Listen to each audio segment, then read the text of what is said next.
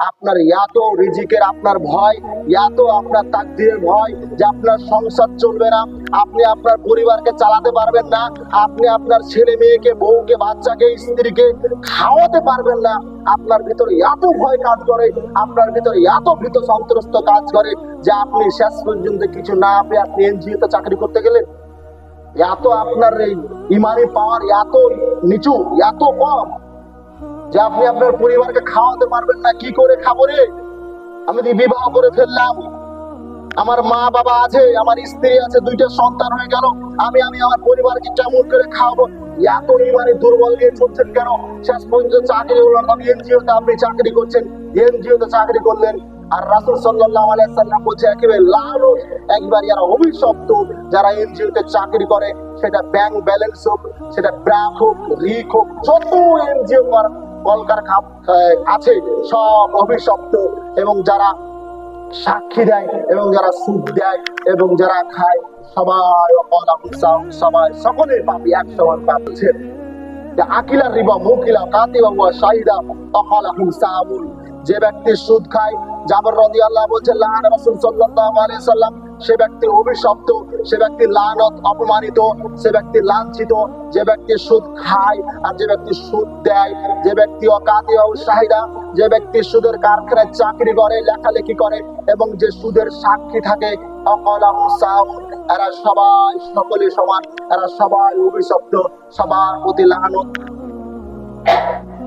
আপনি তো বলছেন কপাল ভালো যে এনজিও এসেছিল, কপাল ভালো যে রিক এসেছিল, কপাল ভালো যে বিরাট এসেছিল, কপাল ভালো যে সুদের উপর টাকা পাওয়া যাচ্ছিল, না হলে তো বিপদে পড়ে যেতাম। খুব ভালো কপাল, খুব ভালো এনজিও সাথে দিন রাত বলে, সবাই বলে, বলে না?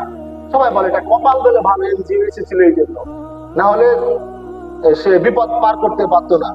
কি বিপদ? সে ভ্যান চালিয়ে খায়, দিন 500 টাকা পায়। এখন তো সে 500 টাকা জড়ো করলে তো একটা গরু কিনতে পারবে না, একটা বাগান ধরতে পারবে না। কি করে? ৭০,০০০ টাকা তুলে নিল, তুলে নিয়ে একটা গরু বা গাভী কিনলো বা একটা বাগান কিনলো। এখন ওই যে 500 টাকাটা মাথায় টেনশন থাকবে। 500 টাকা প্রতি মাসে হোক, দিনে হোক, আপনার মাসে হোক, ৫,০০০ হোক, ৭,০০০ হোক, তার মাথায় একটা টেনশন থাকবে, না রে এখন টাকাটা আমার জমা হবে, আমি এইভাবে কিস্তি তুলে যদি এই জিনিসটা কিনি তাহলে আমি কিস্তিতে মাসে মাসে ৫,০০০ ৭,০০০ করে শোধ করবো, তাহলে আমার টাকাটা মানে জড়ো হবে বা গোছ হবে। এই যে আপনার মাথায় একটা ভূত ঢুকে গেছে, একটা আপনার মাথায় একটা মানে পাগলামো ঢুকে গেছে, এই পাগলামো আপনাকে ধ্বংস করে দিচ্ছে। কোনদিন আপনি উন্নতি হতে পারবেন না। আপনি সারা জীবন খাটলো, আপনার দেখবেন যে কখনো আপনি শান্তি পাবেন না। আপনি খালি দিন গুনবেন, ইস 2 দিন পর টাকা লাগবে, আর 3 দিন পরে এই চলে এলো, মনে হয় মাস চলে এলো, আপনি শান্তি পাবেন না। সবসময় আপনার মন আত্মা খায় দোয়াদুরি করবে। আর যে কিস্তি তুলে নিয়ে হয়তো সে মাছ খাবে না, গোস্ত ভাত খাবে না, কিন্তু তার একটা আত্মায় শান্তি আছে, সে একটা শান্তি অনুভব করে, তার টেনশন নাই। তো এই যে সুদ আপনি খাচ্ছেন, নিচ্ছেন, এবং যারা চাকরি করে, যারা সাক্ষী, এরা সকলেই পাপী। সুদের এত জঘন্য, সুদের ব্যাপারে এত জঘন্য রাসূল সাল্লাল্লাহু আলাইহি সাল্লাম বলেছেন, অন্য পাপে আল্লাহ রাসূল সাল্লাল্লাহু আলাইহি সাল্লাম বলেননি। রাসূল সাল্লাল্লাহু আব্দুল্লাহ ইবনে হানজালা রাদিয়াল্লাহু বলছেন, রাসূল সাল্লাল্লাহু আলাইহি সাল্লাম বলেছেন, দিরহামু রিবা ইয়াকুলুহু রাজুল ওয়া হুয়া ইয়ালামু আশাদ্দু সিত্তাতিন মিন সালাসিনা সিনাতিন। যে ব্যক্তি জানার পর, যে ব্যক্তি শোনার পর, যে ব্যক্তি জানতে পারলো যে সুদ খাওয়া এত খারাপ, যে ব্যক্তি শুনতে পেল যে সুদ খাওয়া এত খারাপ, রাসূল সাল্লাল্লাহু আলাইহি সাল্লাম বলেছেন যে ব্যক্তি জানার পর, শোনার পর 1 দিরহাম, দিরহামুন 1 দিরহাম, 1 টাকা সুদ ভক্ষণ করলো, সুদ খেলো, 36 বার জেনা করার চেয়ে বড় বড় অনেক বড় পাপ করলো। চিন্তা করে দেখো, যে ব্যক্তি জানার পর, শোনার পর 1 টাকা সুদ খেলো, 36 বার জেনা করার চেয়েও সে কঠিন কঠিন বড় পাপ করলো। এখন যদি একজন জেনা করে, তাকে সবাই তার দৃষ্টি থেকে খারাপ চোখে দেখবে, সে জেনা করেছে, খারাপ, মানুষটা খারাপ। কিন্তু আপনি যদি 5 টাকা 100 টাকা সুদ খান, তাহলে আপনাকে কেউ খারাপ বলবে না, সে ভালো। হাজি হলো, সে খারাপ বলবে না। একটা যদি ইমানদার মানুষ আর 5 ওয়াক্ত সালাত আদায় করে, ভালো মানুষ, নেককার মানুষ, কিন্তু ভ্যান চালিয়ে খায়, মাসে 10,000 টাকা ইনকাম করে, সে বেটির বিবাহ দিবে না। 10,000 টাকা ইনকাম করে, ভ্যান চালিয়ে খায়, বেটির বিবাহ দিবে না। এনজিওতে চাকরি করে, মাসে 50,000 টাকা, বেটি নির্দ্বিধায় বেটি দিবে, দিবে না? অবশ্যই দিবে।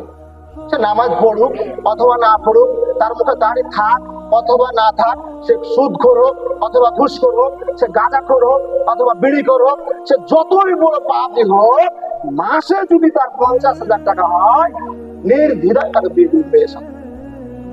সে যদি দাড়ি থাকে মুখে, সে যদি পরেশগার হয়, সে যদি 5 ওয়াক্ত নামাজি হয়, সে যদি নম্র আচরণ হয়, অনেক ভালো ছেলেটা সবাই গ্রামের সবাই ভালো পায়, যে আর মেয়ে আছে ওইও ভালো পায়, কিন্তু বিবাহ যদি নিয়ে আসে 10,000 টাকা 5,000 টাকা ইনকাম করে, ওই যে ভালো করেছে যার মেয়ের সাথে বিবাহ দিবে, ওই এখন আর বিবাহ দিবে না।